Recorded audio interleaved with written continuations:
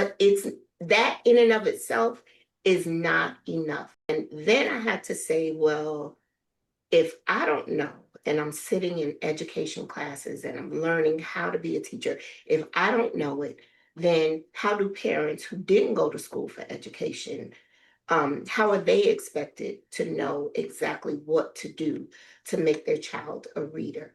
It's not just automatic. It's not just, well, I love on my child and I read to my child and that's enough. I saw a post about that today where a parent was asking, if I read to my child for 15 minutes a day, is that going to make them a reader? That's not enough. Is that the start? Is that a foundation? Is that something that every parent can do? Absolutely. Absolutely.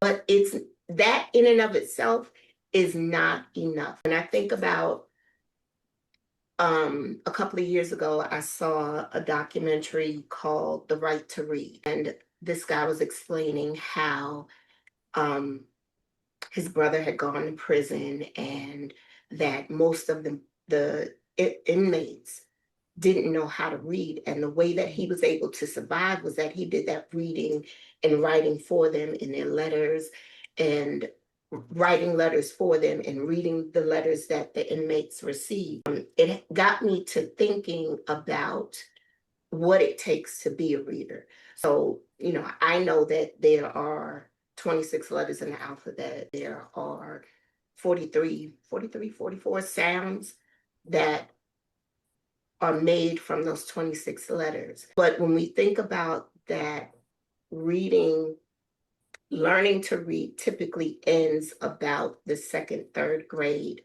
and that there are 250 spelling patterns for those 44 sounds. There's no way that any child is going to master that in second grade. So we have to continue to support their learning to read because it can't end at that. They don't know how to read 4 or 5 syllable words. They're not going to be able to do that in second grade. So if we're not still teaching them, they're going to be at a deficit. So as educators, we are responsible for continuing to grow these readers and not just saying that, oh, well, they were supposed to already have learned that.